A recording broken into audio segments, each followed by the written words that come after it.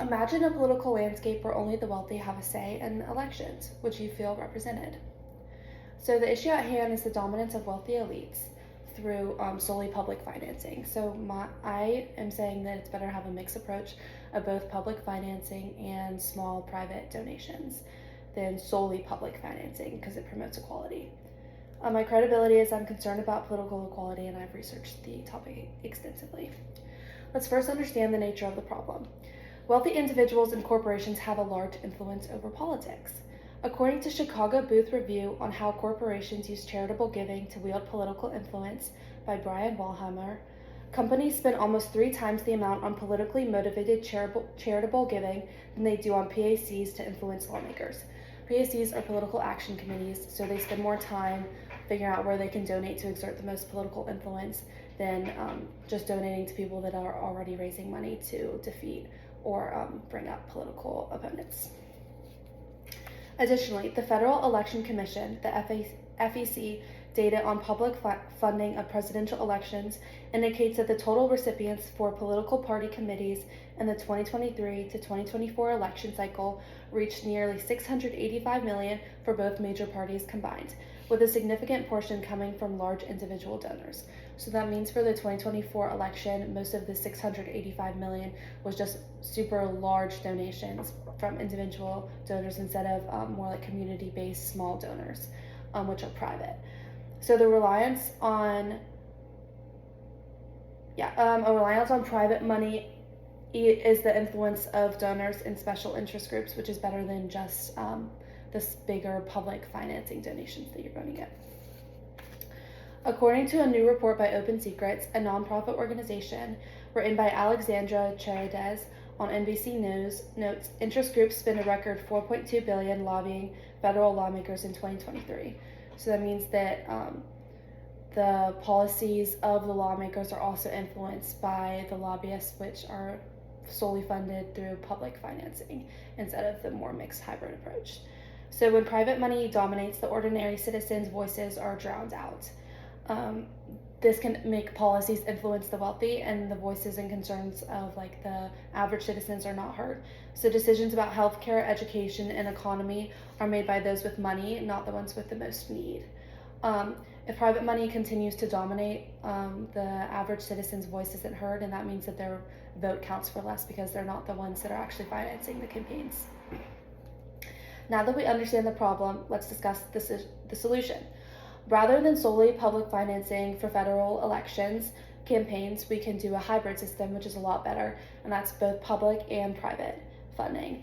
It's more inclusive and it's more representative of the average person's vote and also the average person's policies that they need.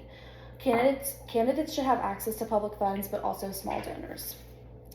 So essentially, candidates should have a base level of public funding to make sure that they have enough support to be in the running, but small donations from individuals up to a certain limit so that you're not seeing like the huge sums that people donate. This will ensure a fair starting point for all candidates and ensure that grassroots organizations can also succeed in politics. The Brennan Center for Justice shows how this is successful on small donor public financing, notes that small donor public financing incentivizes candidates to seek out non-wealthy supporters and amplifies the voices of regular people.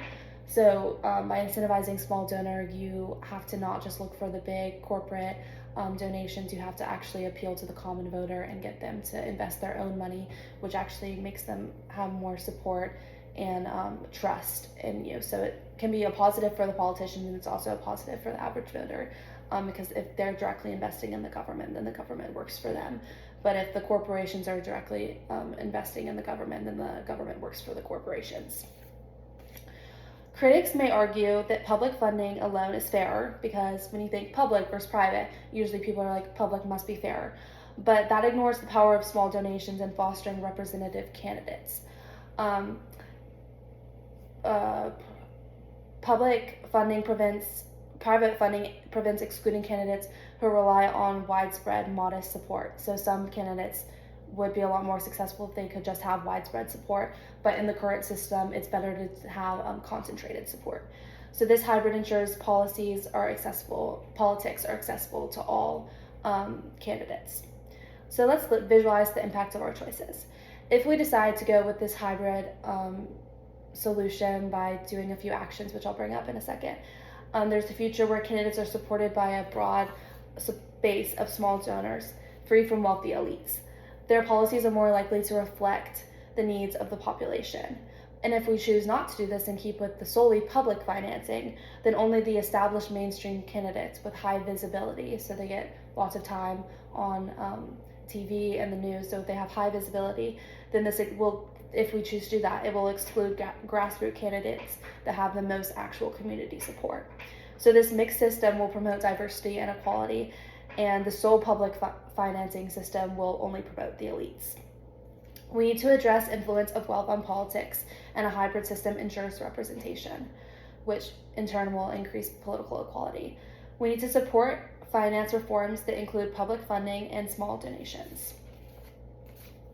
So I urge you to first join campaign finance reforms like Common Cause, Public Citizen, or Brennan Center for Justice, because their main cause is refinancing the elections. You can also opt in for a $3 tax checkoff on federal income tax return to support presidential election campaign fund. So this is a public fund, but it's actually more of a hybrid, because if the common person donates $3, then it's actually their private money that are going to the more public. So that perfectly encapsulates our hybrid system.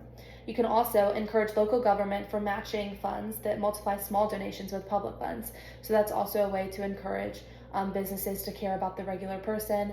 If you donate $10, then let's say like Bank of America has to match that by some percentage. And so that'll be the hybrid system of both the private small donor and the public working together. So it's not just the public financing the elections. I'm committed to advocating for political equality by supporting this hybrid system, and in doing so we can strengthen democracy. Shows.